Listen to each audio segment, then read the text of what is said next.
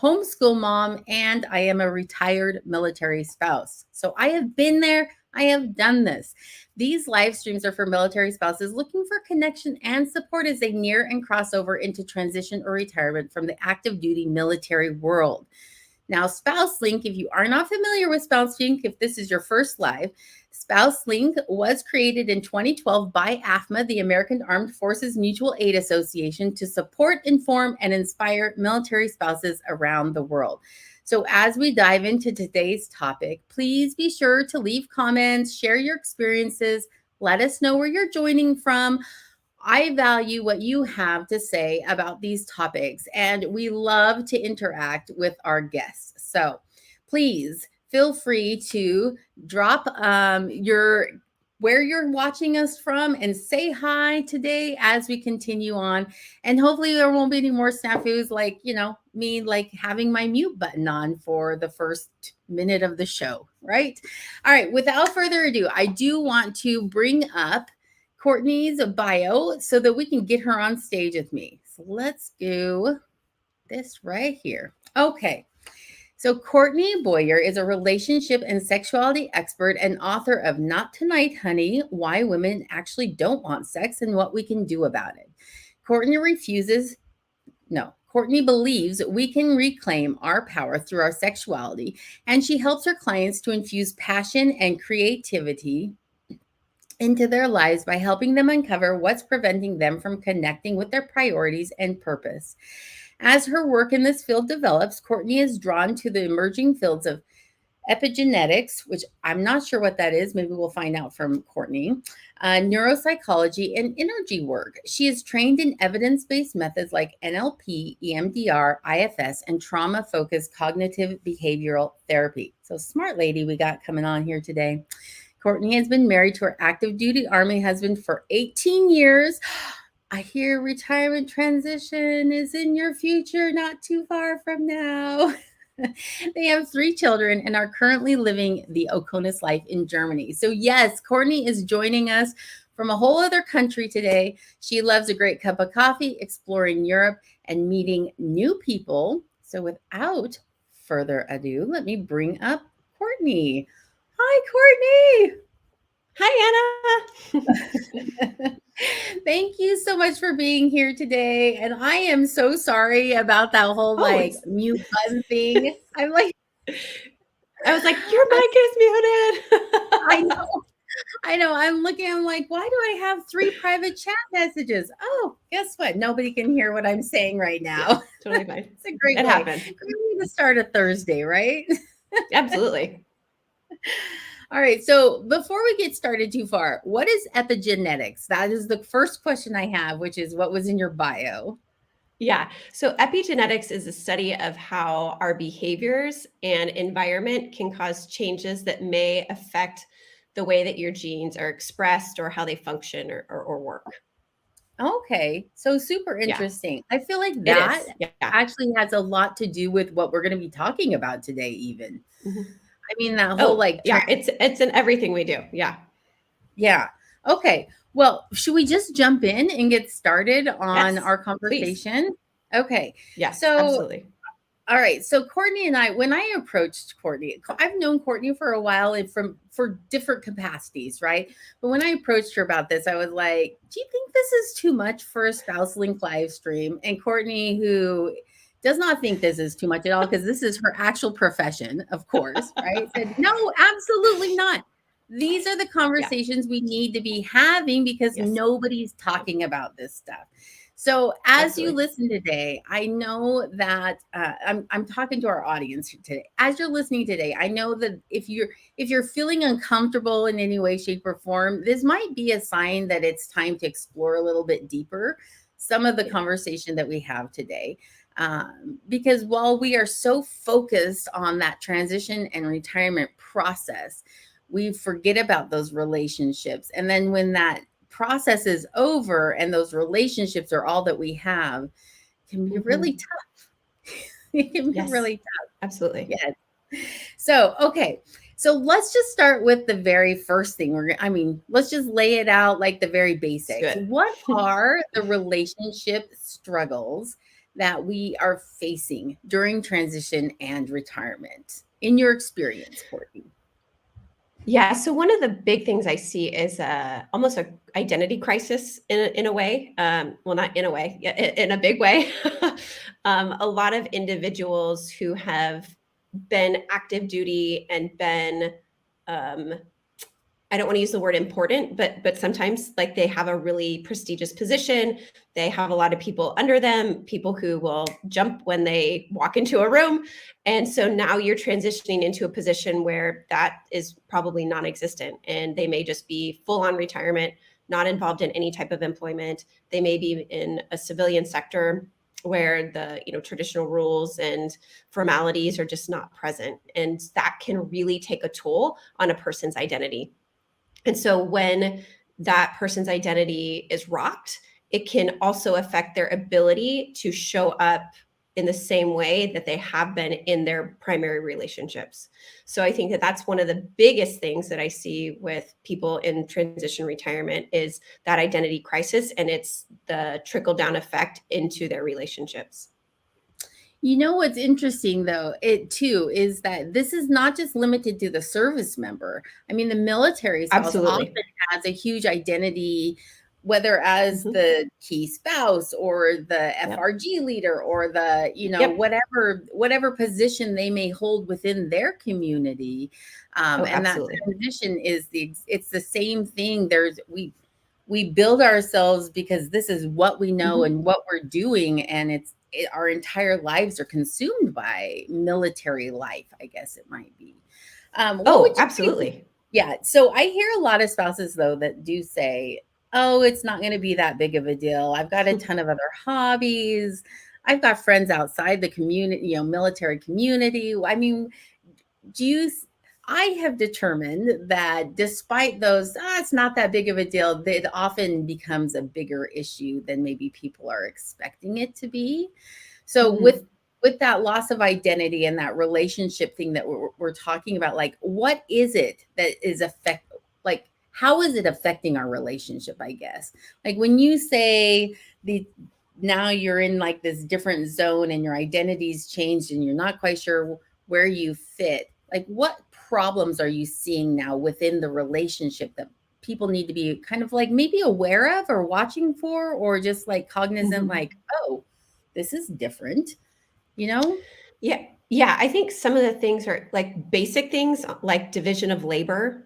For some spouses, I think they've like been waiting, like, okay, finally, all right, you're gonna pull your load and you're gonna like help out and do all of the things. And that doesn't necessarily happen, right? Like people are so used to staying in the mode that they've been in, even though their job doesn't dictate that anymore.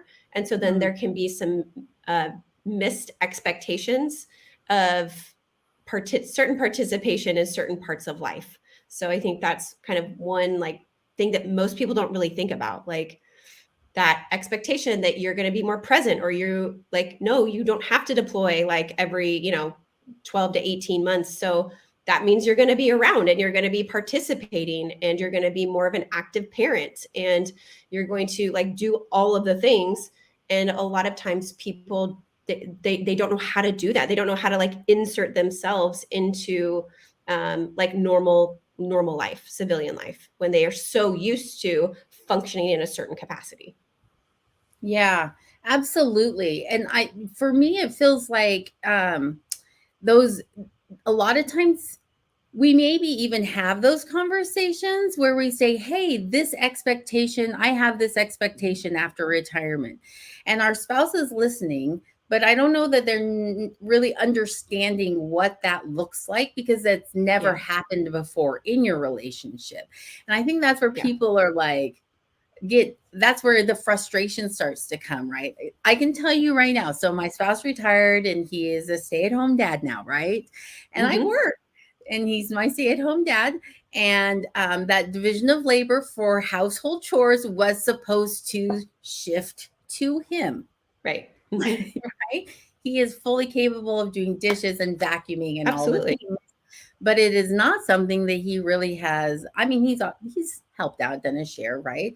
That household responsibilities or whatever, but never has it had been where he's done the majority of that. And I think it overwhelmed him having to like finally fall into that role and like, whoa, wait, what? I'm doing how much and how and I have to cart kids around and I have to help with Right. homeschool stuff and I have to do all of this. It was a totally different style of living as well. And we're 2 years out. We're still going through that. We're still Oh, struggling, yeah. you know? Yeah. One thing that I find really helpful, and this is something that I recommend to clients when I work with couples or even individuals who are really struggling with like sexual desire and just like a physical intimacy, a disconnect. What I have them do is write each of them individually, so the other person can't see at first, is they write down all their responsibilities that they have, whether it is mental or whether it is actual like grocery shopping, whether it is thinking about the kids' future spouse. I don't know. I mean, like something kind of ridiculous, but like sometimes some people are really obsessed with that. I don't know why. But like the mental load, the physical load, anything that everybody writes those things down. And then you come back and you compare lists. And if you are in a transition period, this is a great opportunity to start to create new lists together and say, okay, this is what's going to, now I'm working. And so you're going to be taking over this. And so this is going to fall into your column. And so now we get an idea of what our time is going to look like. And then we get to decide, okay, what are these are non-negotiables? Like these, we have to pick up the kids from school, I guess. Okay. Yeah. Like that's a non-negotiable. Like we have to go grocery shopping. Okay. Or could we do, oh, they don't have it here in Germany. What's it called? Where they deliver the groceries to your, Oh yeah. what are they? Yeah.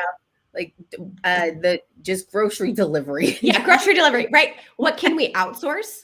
What can we outsource? And then what is now your new responsibility? And really allowing the individuals to be honest with how they feel about those responsibilities. So a lot of times we, especially as military spouses, just take on the stuff because we have to, and we don't allow ourselves times to process because our spouse is deployed or they're TDY all of the time. And so like giving ourselves permission to really like, how do we really feel about that? A lot of spouses don't give themselves that privilege and don't have the skills and tools. So what I would encourage people at this phase, as they're, whether they're real close or they're already in the retirement phase, there's no late, it's never too late to do this, to really give themselves permission to think about how, thank you, Instacart, thanks Heidi, to really think about how do I feel now about being responsible for the vacuuming and the dishes and the carting of the kids? Like, if I don't love that, it's going to be a struggle. And we are going to have some resentment and frustration. And that's just going to come out. Like, that's how relationships work. And so, what can we do to get you to a place where you're at least like 5 out of 10 on it, right? You're not a 2 out of 10, you're a 5 out of 10 on it. I'm not asking you to love vacuuming or love having to make dinner. But like, what can we do so that you being at home now is not causing you to be resentful? Because not only are you grieving and processing this old life and this old responsibilities and the notoriety and all of that, but now you are doing a lot of like menial tasks that may feel beneath you. And that's okay. Acknowledge that. Let's work through it. And then let's figure out a way to embrace it. Okay, I love what you just said. I love the exercise that you just suggested people do, writing down that task. Because I do think that a lot of times military spouses are like, there is no way they can take on everything I've been doing for the past 20 some odd years, right? Yeah. There's also, I will say, and this it didn't surprise me per se, but I did find it kind of amusing to myself where I pushed so hard for my spouse to pick up on certain things, but there were others where I was like, that's mine and I'm keeping it and don't try and take it from me. Yeah. Right. Yeah. Like certain tasks that I really wanted to maintain control and possession of. Yeah. But it didn't work well with this new role structure we were trying to create. So part of it was a learning process for me as well, to let go of the things that I truly love and enjoy doing because we've decided to have this shift where I'm working and he's not. Right. Yeah. And so that shift created also some rifts for me as the military spouse of saying, but but I love that part of my life as a mom, or my life of, Yeah.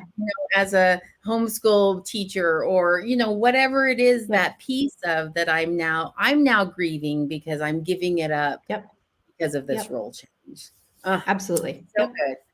Okay, so let's talk for just a minute about living in our partner's shadow, right? Like you mentioned a couple of Yeah. times, very frequently our spouses retire, they've had a very important job, they've had this mission, right, that they've been doing Hmm. for many, many, many years, and it's an important mission. It's the what we do in as the military community is so important. So Right. let's talk about living in that partner's shadow and that identity piece and that roadblock and what that does to spousal relationships. Yeah, what I find is that, especially women who have had, sometimes they'll marry in, like the military service person will already be established and have a career, and their partner that is coming in has already got a career as well. And so it's not like they're starting out when they're both 18 and they work their ranks up, and the military spouse has never really had an identity per se. But sometimes that does happen where you marry in or you relationship in and you are like, oh, I'm not as important. My accomplishments don't matter as much because apparently we're not preserving national security or like, defending freedom. Like, it's hard to argue with those like big values. And so really remembering like my work isn't any less valuable or any less important because it doesn't defend freedom or promote, democracy or whatever those things are. So really like keeping in tune with who I am and why I do what I do and being aware of the things that I describe myself as and the roles that I take on and how I see myself. It's easy to get lost and into our partner's title and their mission and all of those things, but I really, gosh, that is one thing I try to encourage, especially younger military spouses, is making sure that they have their own thing. And it doesn't even have to be an identity, but they at least have their own thing that where they feel like they're contributing, they have a purpose. And it doesn't have to be even necessarily outside of the home. You don't have to, I mean, volunteering is a great way to do it, but maybe Yeah. they feel like, man, my job is to really raise the next generation of like good humans. And so that's what their focus is as a mom or a dad. They're really like, I'm all in as this. Um, so I think it's easy. Yeah, children do snack a lot, freaking A. I think it's easy to get lost and forgotten. I think of some of my accomplishments, and that's why it's important that you have a spouse that is really believes in you and wants to promote you. Like that is like, Yes. yeah, that's great. Like, yep, I did. I got my promotion. That's one of I always listen when I go to the promotion ceremonies. When, people get promoted to, I don't know, major, colonel, whatever it is.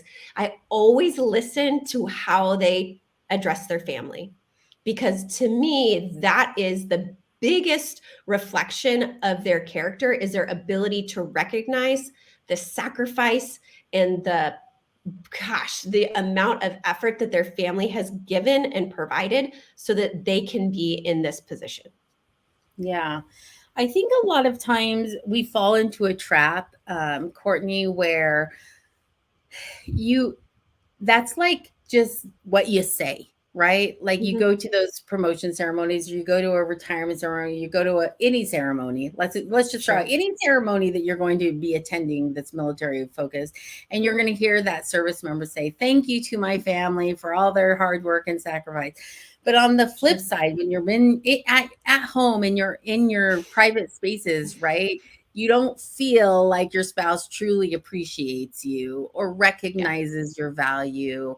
I mean, this isn't just a military family issue, Sure. right? This is like across Right. relationships across the board. But I feel like Absolutely. when you are a military family, when your relationship centers around that bigger mission that you can't really fight against. So yeah, national security doesn't it's taking second place to my needs right now, right? Right. We don't get to do that. We don't get to say you're Right. not deploying, period. I've put a stamp on it and you're not going, right? Yeah. We don't get to make those decisions. So when we are feeling that way and we're having that, like, I'm just going to throw out that cliche where sometimes I say things and then I'm like, what? Did I just use my outside voice when that came out of my mouth? Like, I did just say that verbally. And now what do I do with what I just said? Right? Yeah. Because you do feel a certain way, but you also have, you recognize the importance of your service members' job and mission, and Yeah. you want that equal recognition. And so that's where I see so much conflict happening, especially in retiring spouses, because you have a service Mm. member that's kind of losing that identity and losing that big picture mission, a military spouse who cannot wait for their chance to do whatever it is that they've been dreaming of doing for however long. And now they're combating each other instead of melding together. And so that Yeah. conflict happens, and then you start saying things to each other where you're like, Yeah. yeah, but Yeah. what do we do with those? What do we do with those outside voice conversations where they're really hard? Yeah. Yeah. I think we recognize that those conversations come from a place of insecurity. So Mm, when we feel secure, when we feel valued and seen and loved, we don't have those conversations. We don't need to have them. And so one of those things, right, is I don't feel valued. I'm not feeling loved. I'm not feeling seen. And so asking for what we need and what we want. And so saying like, I really need you to like believe in me. I need you to tell me that my dreams matter, that my goals are important. For some people that doesn't might not be important. For other people though, they need to hear that from their spouse. And so I think there's a lot of like unspokenness. Like one spouse is like, well, of course I support them. They're my spouse. Of course I love them. Like, oops, earpiece fell. You know, why wouldn't I believe in them? yeah. You know, but we need to hear that. We need to hear that you are our champion, that you are excited for me to go and do my thing because I've been supporting you the last 20 to 30 years here at home with the kids or whatever. So I think that we forget that those words, whether they're written or verbally, need to be spoken. Yeah. And I love what you're saying right now. It's okay. Courtney's gonna go I'm find her grabbing my earbud. earpiece. I know. I'm back. I'm back. This is so classy. I love it. This is real life, right? This is real life. Yeah. So I love what you just said, because I do think it's important for us as military spouses to say to our partner, I need you to voice my value. I need you to Yes. verbalize your commitment to my dreams and what I need. That has to be just as important as me saying, yes, deploy and I'm going to take care of the home while you're gone. Yes, go Yeah. TDY. Yes, move on to your next job, now that you're retired, and I'm going to Yeah. support you 100% of the way. It has to go both ways. And I feel like a lot of military spouses feel that division is unequal during Yes. the military lifetime, right? Yeah. Because Yeah. And they so then there's always this, have oh, to sorry. come first. Yes. Sorry. Go ahead. Yes. And then there's this expectation of, okay, I put in my time. Now it's my turn. And they're like, oh, well, I mean, I guess maybe kind of. And not everyone's like that, obviously. But again, we have these expectations of what we think our life now as a spouse will look like, magically. And our spouse may not be on the same page as that. And I also want to acknowledge too that just verbally saying, like, you're important to me is not enough. Like, show me by, you know what? I know that you really want to go to this networking meeting or you really want to go take this class. I'm going to take the kids to soccer practice every Thursday night so that you can go and do that. Oh, yes. Okay. Thank you. Yes. I appreciate that. You are showing me that my dreams matter, that I have value, that you are seeing what I need and you are taking action and showing up for me. And I think that's what so many spouses want. We want our partners to verbally acknowledge, and then we want them to show up with their actions. Yeah. Oh, I love that so much. Okay, I want to just throw this comment up from Teresa, right? Resentment is Yes. real. Oh, I just want yes, to, Teresa, preach. right? Sure is. Sure And is. it's true. It is true. And I think that if we're not really careful and even over communicating through that transition process, that resentment can really, really, really happen. Um, in terms of just like knowing that you do feel valued, that your partner recognizes not just what you've done in the past year through retirement and transition, or as you are transitioning retirement, but the whole entire gamut of military Yeah. life, right? Yeah.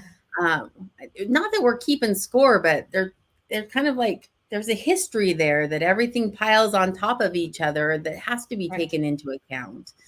So Yep. okay, all right, so one of the things that I've heard you say, Courtney, is Mhm. short term protection leads to long term tension. Can you talk a little bit more about that and how it plays in a transitioning couple's relationship?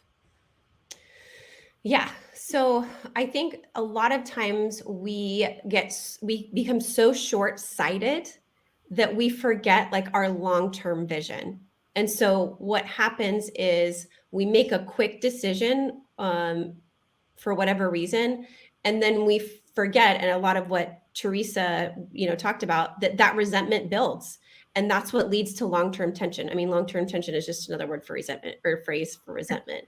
And so that is a reality. And so you have to decide, like, okay, how, and I appreciate Teresa you being honest about, keeping score. Like, how does it serve me to keep score? And not that there's anything wrong with keeping score per se. I mean, there's lots of thoughts on that.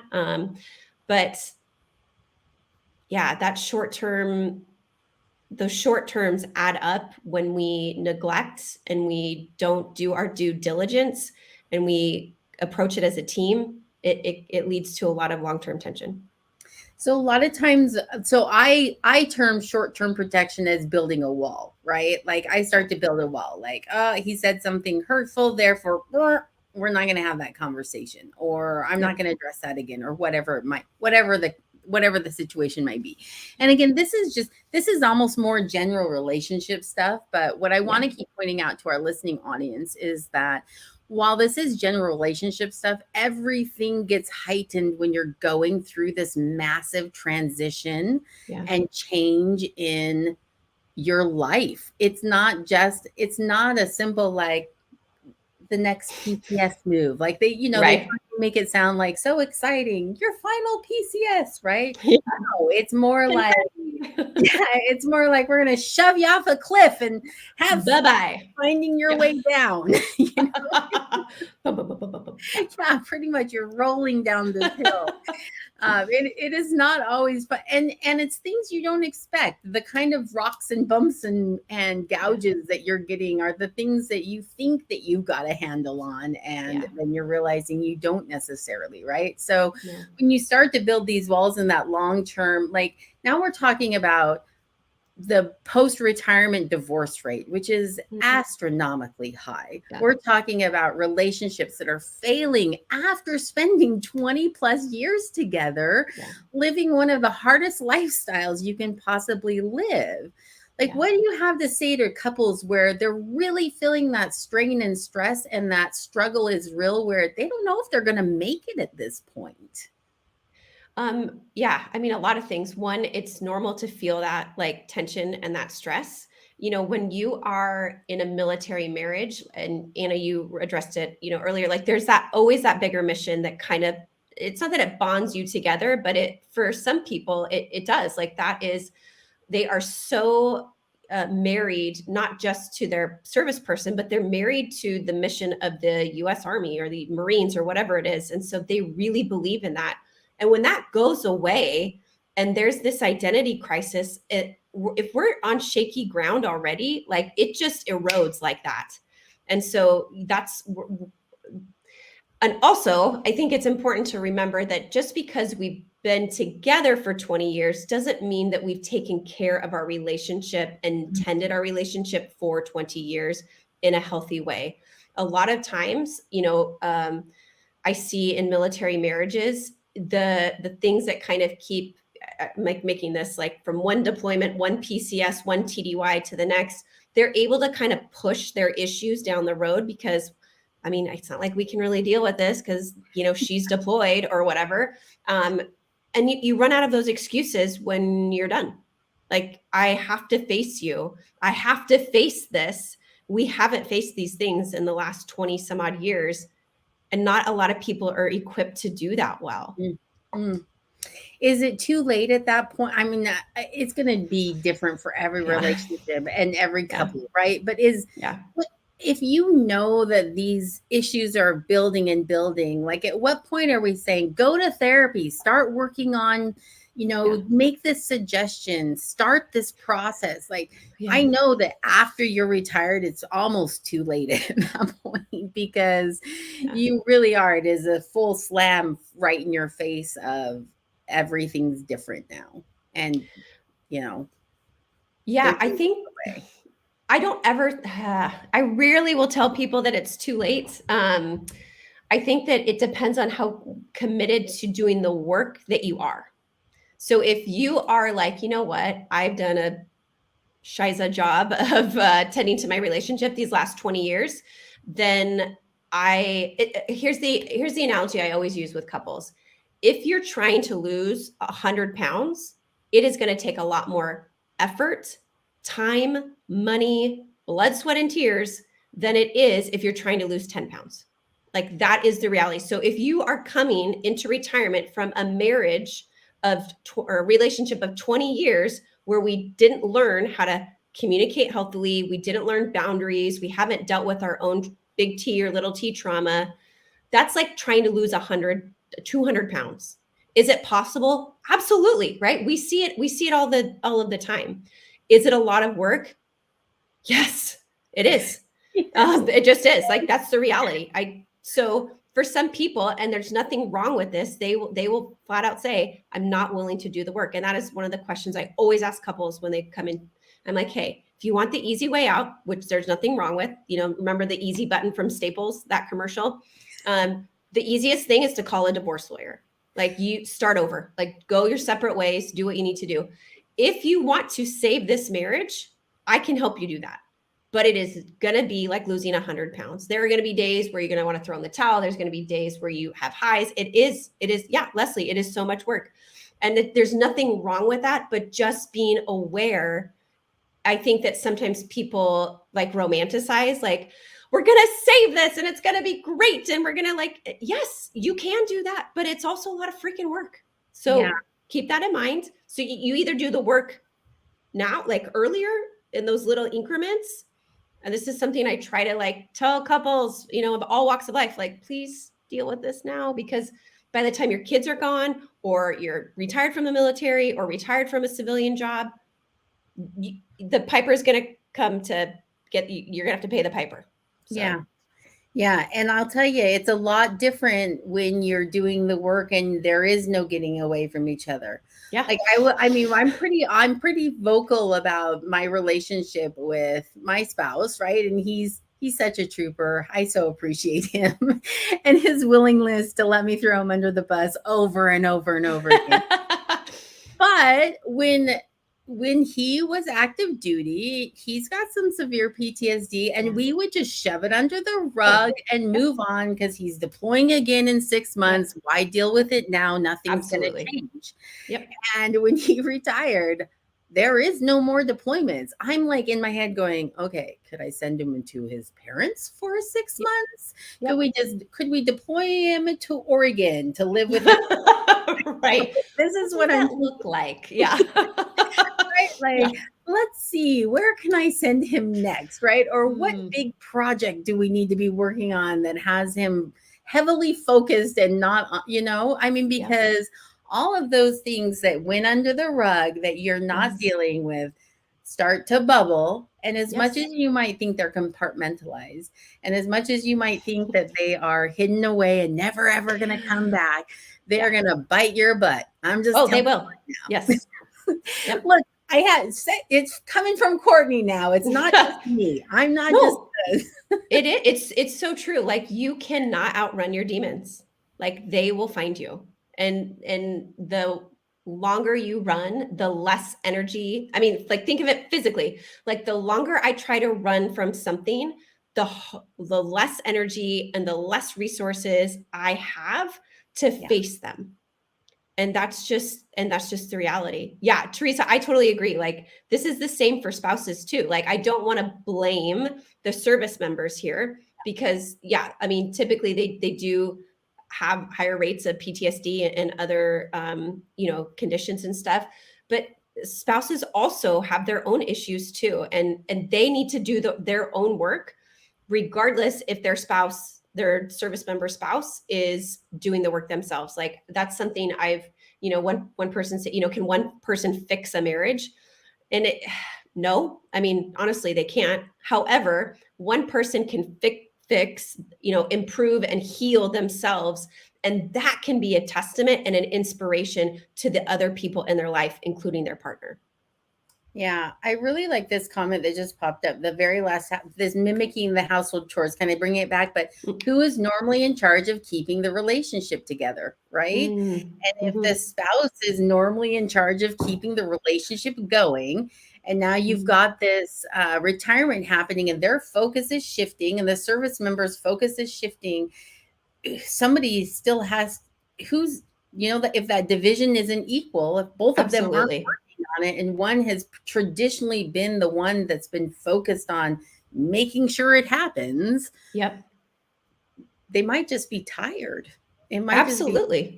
done. And I think that's okay. It's so, Yeah, I think there's yeah, this expectation that we're not allowed to take breaks, in marriages or take a separate or, I know you were joking, like, who can I deploy him to? But like, yes, that's okay. Like to say, I need some space right now to like figure out or to heal or to transition or to process. That doesn't mean the marriage is over. I think there's like this, I'm a big fan of creating relationships and living relationships that work for that in those couples. yeah, So if that means that like we don't live together all the time, sometimes she goes to her mom's for like 3 months or some, okay, like you do whatever you need to do to get to a place where you feel healed and whole and like you can be a better partner, but you're not winning a medal for both being miserable and sleeping in the same bed so you could say, hey, look, we made it for 40 years, we survived the military transition. Like there's no medal for that. Nobody yeah, cares. yeah. I love that you're giving people permission to do that, right? Yeah. Like it Yes. does. I'm gonna use the air quotes and say the word normal relationship. There is no such Yeah. thing. No. Oh my gosh, no. Right? There is no such thing. And so, like Courtney says, if 3 months at your mom's house to like heal and rest and relax is Yeah. you need someone to take care of you a little bit, and your mom does that Yes. for you, Great. okay, right? If it's that Thursday night meeting you need to go to, and he's got, or they have to take the kids to soccer practice, okay, Yeah. right? And making sure that that happens. Yeah. So Martin brings up a good point. Yes, Yeah, I dual totally agree. service members retiring. We didn't even touch on this, Martin. This I is a know. whole nother live stream where we would Yeah. talk about dual service members retiring and what that would look like. But okay, we're already almost at 40 minutes. This is how much I love talking to you. So I don't want to skip this part. So I'm going to Okay. throw this up really quick. All right. Oh, Courtney wrote a hey. book. All I right. did. Not tonight, honey. Okay. I want to talk about, and I think your book fits into this well, but I do want to make sure that we address the physical Yeah.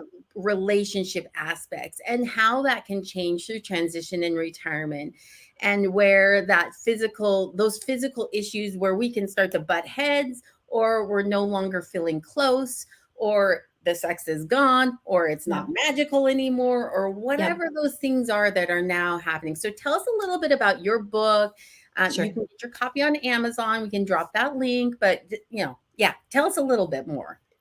Yes. So I have been in the sexuality field for, oh gosh, over 15 years. And first as a sexuality educator, and then as a mental health and sex therapist. And what I would hear from women so often, these two questions they would ask me, whether I would speak or whether they'd come into my office, they would say, what's wrong with me? And am I broken? And those two questions are really what fueled me to write this book, because there is so much baggage and shame and misinformation and disempowerment around women's sexuality, specifically around pleasure and desire. And so I wanted to create a resource that women and men, or anybody, any gender, can go to really get an inside look on it. I wanted it to be a conversation starter.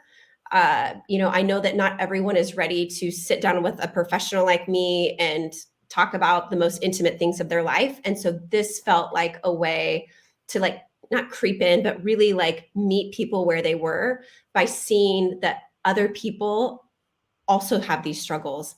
And so it's divided into three parts. The first part is really, why do we have a book on like why women aren't interested in sex? And then the second part is really about understanding our bodies, how the sexual response cycle works, giving ourselves permission to enjoy pleasure. I have a lot of thoughts on pleasure, and that's another spouse talk or like whatever kind of talk. And then the last part is about like what that healing looks like and how to start to create a more pleasurable life and be more in tune with our sexuality. So that's essentially the goal of the book, is really to elevate the conversation around women's sexuality and help women to realize that they're not alone if they don't have desire, or they feel they're in a sexless marriage or a sexless relationship. I want to acknowledge that it's not always women that are the ones with the lower sexual desire, but this book is specifically focused around that. So, but I love when couples read this together. I get a lot of emails and messages from men who find it so insightful. One of the best conversations that a reader shared with me was her husband was reading the book in bed next to her, and he turns to her and asked, do you not love your body? And she said, no, I don't. And he was shocked. He was like, but you have given birth to two beautiful, healthy babies, and like, you're sexy and amazing. And she's like, you don't understand. He's like, no, I do. I get it now. Why? I get why. And he's like, but they'd been married for 15 years and never had that conversation. And that was the first time he was able to understand why she struggled with her body image and why it was hard for her to feel sexy and to be sexually intimate with him.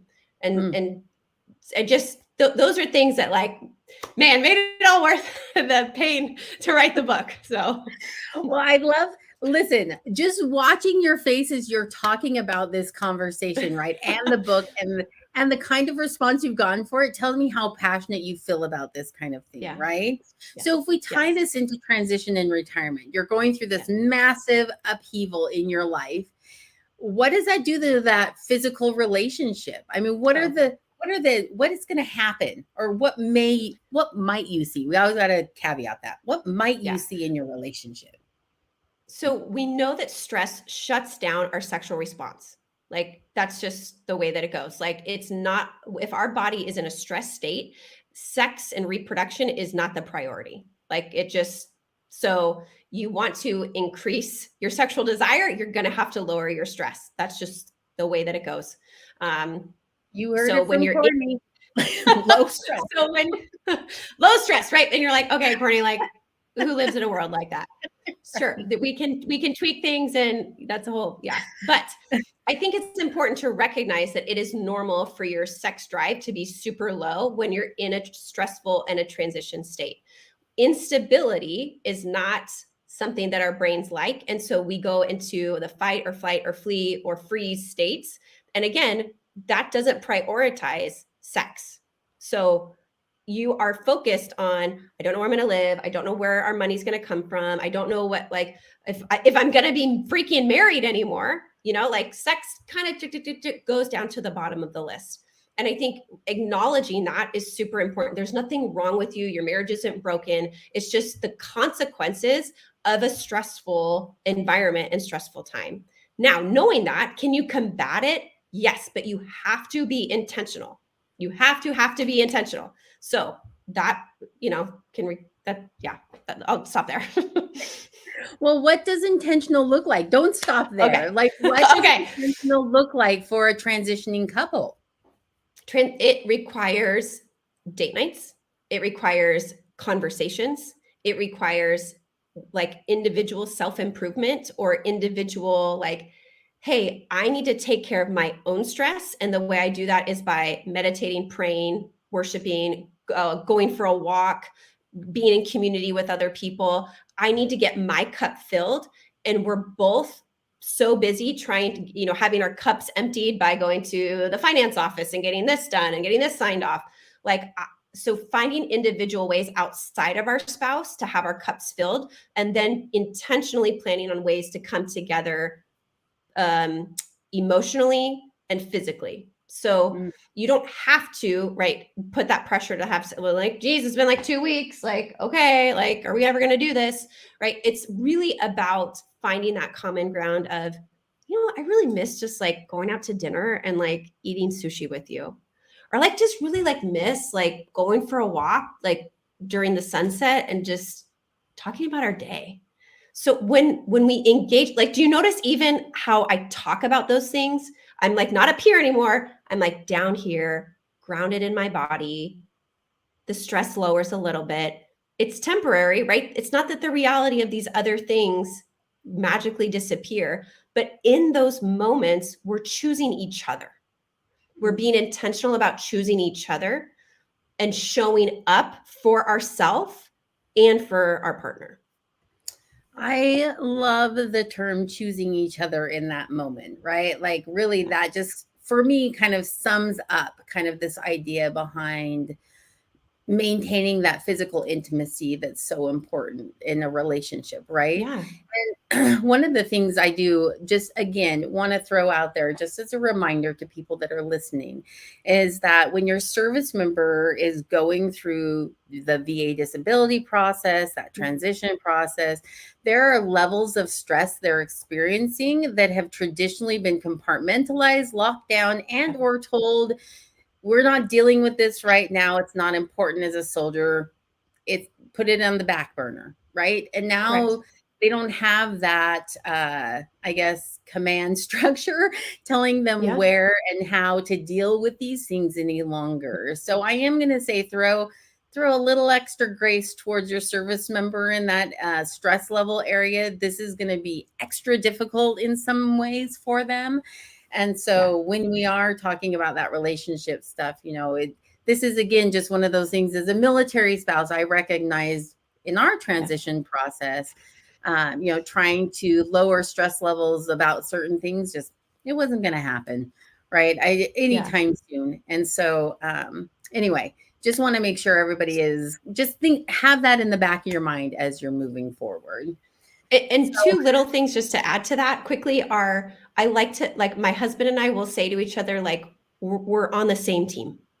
So like verbally saying that to each other, like, I like that, you're my teammate, like we are here, like you may piss me off, like because you didn't do the dishes or whatever, but like we're still in this together. And asking your spouse, whether you're the service member or not, how can I support you right now? Yeah. How can I show up for you? I love. Oh, you know what? I was just gonna say, what's your word of advice for transitioning families? I feel like you just did that. Look, I'm gonna throw that was not planned. Here's the ticker. Say it one more time for us, Courtney. Your two pieces of advice are to be intentional and to ask your partner, how can I support you and how can I show up for you? Yes, I love that. Be intentional. Ask your partner, how can I support you and how can I show up for you? You know what? If you are a military spouse listening to this live stream, you need to do this on date night again. Sit your spouse down next to you and rewatch this together, and then turn to them at this moment and say, I love you. How can I support you? How can I be there for you? And start that conversation. I think this is such a huge part of it, is just starting that conversation. All these things we talked about today. Don't be afraid to bring it up. Hey, I'm worried about our relationship, surviving transition. Hey, I'm worried about our sex life. It's it doesn't seem fulfilling for you or me right now. What's going on? Hey, I'm worried about our ability to communicate with each other, right? If you are not bringing up these conversations, who is? And it shouldn't Well, always and those, be. yeah. Yeah, go ahead, I was please. going to say, I love that you used I statements because those are less threatening. Like, you're not ever wanting to have sex, or you're not ever available, or whatever. Like, saying, I miss being intimate with you.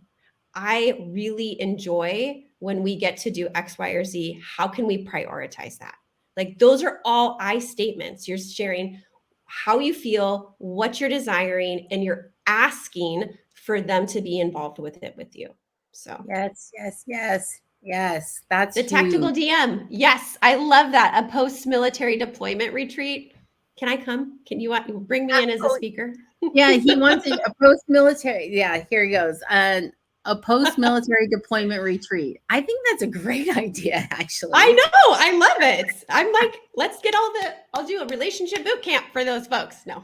I love it. And then look, he's got it. This is the theme of your retreat right here. I love Oh, I you. How love can I it support you? so much. Yay. Oh, this has been such a good conversation. Courtney, thank you so much for Oh, being you're here with us welcome. today, for being willing to talk about these things that sometimes Absolutely. I think Amy said it right, or Tara said it here, right? Talking about what is often Mm, kept behind closed doors, right? yeah, I do want you to know, as a transitioning military family, that we've been there. Somebody's been there and done that. And if it absolutely. wasn't me, I get it because I did something similar or in the same sphere or spectrum or something like that. So please reach out. Do Yeah. not go through this alone or sad or scared or No. stressed. Like, there are people here to support you. Courtney is one of them. I Thanks. am going to, yes, yes.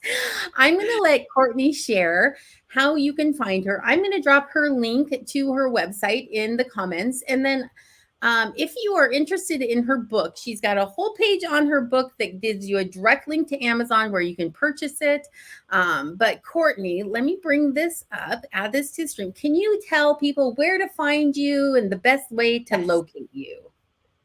Yes. So I'm pretty much on most social media. So if you're a LinkedIn person, you can find me at Courtney Boyer Coaching. I'm also on Instagram at Courtney Boyer Coaching. Same for Facebook. And then my website is CourtneyBoyerCoaching.com. I love, send me a message if you on if you watch this, or if you do grab the book, it's on, I think you can get it on a variety of websites or whatever, but the most popular is Amazon.com. I'm in Germany, so it's here at Amazon.de. It's in several different countries as well through Amazon. And I think it's on Overdrive too.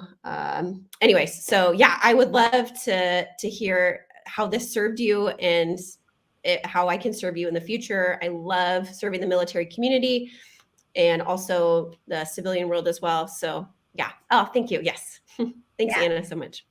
We dropped it in there so you have a nice, easy link to go reach out. I just want to thank you again. I think that what you do is so important and so underutilized. And so it is one of those topics that has been taboo for a really long time, right? We Yeah. just deal with it in private. And so thank you Yeah. for lifting your voice up for military spouses, for women, for relationships, for partnerships, all of that kind of stuff, Courtney. We so appreciate you. Oh, thanks, Uh, Anna. yeah, before we close out, I want everyone to know, coming up next, our next live stream, Paul Lawrence, the former Undersecretary for Benefits of the U.S. Department of Veterans Affairs, is going to come on and talk about imposter syndrome and VA disability benefits. What do I mean by that, right? This is where your service member says, but I don't deserve that. My buddy's way more battered and bruised than I am. I shouldn't be getting this disability benefit. We're going to talk about why that happens and how your service member can overcome that, and how you as a military spouse can be supporting them through that process. So join us on September 9th at 10 o'clock. In the meantime, let's just say one more big thank you to Courtney. We appreciate you so much. I look forward Oh, to thank seeing you. you all. Yes, I look forward to seeing you all at the next Spouse Link live stream. And until then, remember, Spouse Link is here to support, inform, and inspire. Thank you for joining us today.